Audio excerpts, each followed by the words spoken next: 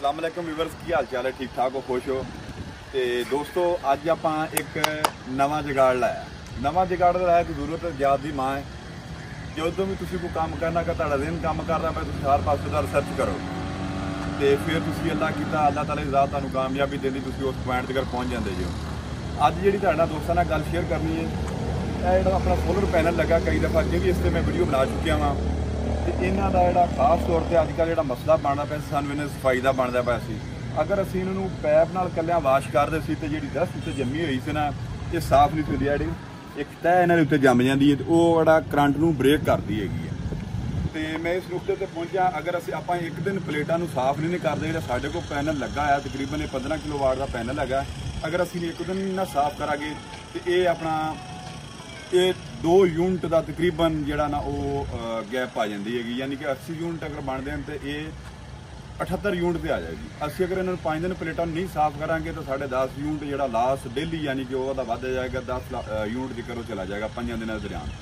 तो लिहाजा असी हूँ ये एक नवा जोड़ा वो फार्मूला इस्तेमाल किया गया, किस तरीके से इन्होंने वाश करना तो बिल्कुल ऐ न्यू हो जाएगी प्लेटा, तुम डस्ट नहीं इन्हें आएगी जमी। एक होंगे कार वाशर प्रेशर, वो कास्टली है, लेकिन असी वो दरम्यानी रस्ता कढ़िया गया, वो दोस्तों को बहाने भी असी किस तरीके इन्होंने साफ कर रहे हैं या कि वो मामला जो भी तुहाडे नाल ने वो सारा कुछ सामने ने। चलो जनाब मैं तुहानू हुण विखाना है तो नाले प्रॉपरली तौर पर मुकम्मल जोड़ा सारा कुछ तुहानू चेक करवावांगा जो भी है। चलो भी साज जी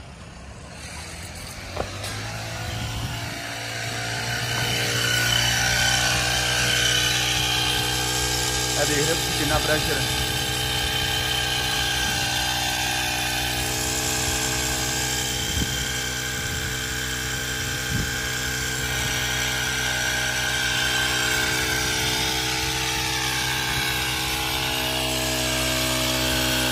असी इहदा जुगाड़ कढ़िया,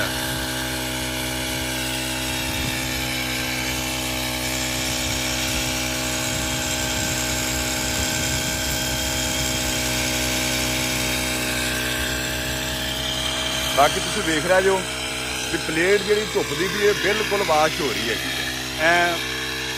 जिनी डस्ट जमी है वो सारी इतने साफ हो जाएगी।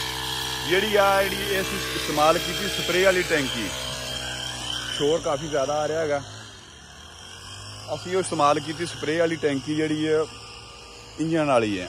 असी इन्हें तो कोशिश की जी चार्जिंग वाली मशीन है ना वो इन्हों साफ करनी, लिहाजा वो जोड़ा ना प्रैशर थोड़ा सा वो मुकम्मल साफ नहीं हो सकती प्लेटां।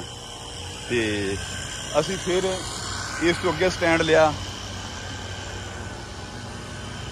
तो वो असी इंजन वाली मशीन पर पहुँचे हैं, उन्हें साफ किया बिल्कुल जोड़ा ना जी ओके एन स्टैंडर्ड ते बिल्कुल इस तरह न्यू बिल्कुल जी ना जी वो प्लेट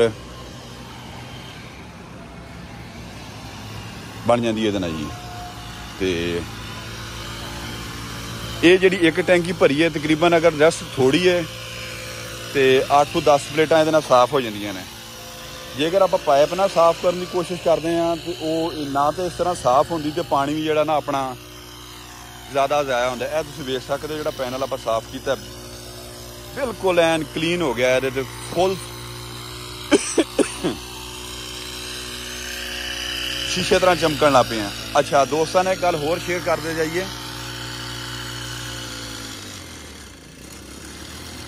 वो गल ये शेयर करनी है, मैं एक रिसर्च इन्हों के उत्ते होर की सफाई के मामले दे विच, और रिसर्च ये की गई है जी मैं रिसर्च इन्होंने एक होर उत्ते की है ना, अगर इन्हों आप प्लेटा तकरीबन 10, 11 या 12 बजे धोवांगे ना जी तो इन्हों एक मसला बनता है। मसला ये बनता है भी जी सूरज की रोशनी बहुत ज़्यादा तेज़ होंगी है, तो प्लेटा होंगे ने हीट के पानी जिथे पाओगे वो जल्दी जल्दी जोड़ा ना सूरज की हीट ना वो पानी उत्ते खुश्क हो जाता है, तो वो अपनी जी ना उत्ते एक तह पानी छड़ जाता है, वो भी करंट का ब्रेक होने लग पैंदा। वो जो तह छड़नी है तो फौरन उत्ते जल्दी नाल डस्ट जी जम जाती हैगी।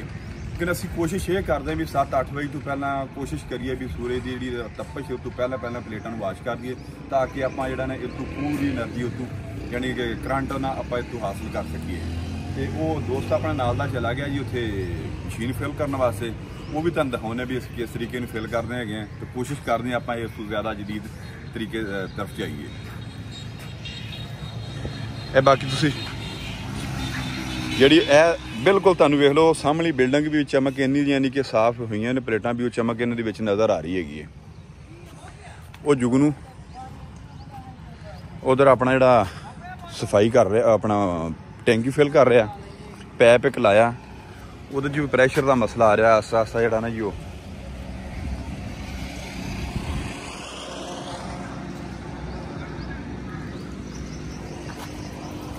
ਇਹ ਸਿੰਪਲ ਸਪਰੇਅ ਵਾਲੀ ਟੈਂਕੀ ਹੈ।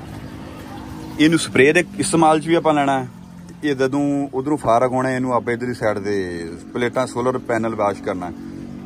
ਇਹ ਭਰੀ ਜਾਏਗੀ, ਉਸ ਤੋਂ ਬਾਅਦ ਦੋਸਤ ਚੁੱਕੇਗਾ, ਇਹਨੂੰ ਮਾਰਨਾ ਨੂੰ ਕਿੱਕ ਤੇ ਆਪਣਾ ਸਫਾਈ ਸ਼ੁਰੂ ਹੋ ਜਾਏਗੀ। ਤੇ ਬਾਕੀ ਸਾਡੇ ਚੈਨਲ ਨੂੰ ਤੁਸੀਂ ਦੋਸਤੋ ਸਬਸਕ੍ਰਾਈਬ ਕਰ ਦੇਣਾ, ਸਾਡੀ ਵੀਡੀਓ ਨੂੰ ਲਾਈਕ ਕਰ ਦੇਣਾ, ਆਪਣੇ ਕਮੈਂਟਸ ਦਾ ਇਜ਼ਹਾਰ ਕਰਨਾ। ਬਾਕੀ ਜਿਹੜੀਆਂ ਵੀ ਅਸੀਂ ਗੱਲਾਂ ਕੀਤੀਆਂ ਨੇ ਸਹੀ ਹੈ ਨਹੀਂ ਸਹੀ ਜੋ ਵੀ ਹੈ ਉਹ ਤੁਸੀਂ ਸਾਨੂੰ ਹੱਕ ਹਾਸਲ ਹੈ, ਤੁਸੀਂ ਉਹ ਸਾਨੂੰ ਅਗਾਹ ਕਰ ਸਕਦੇ ਜੀ ਉਸ ਤੋਂ ਹੀ। ਤੇ ਬਾਕੀ ਥੈਂਕਸ ਫਾਰ ਵਾਚਿੰਗ ਪੰਜਾਬੀ ਵਟੋ।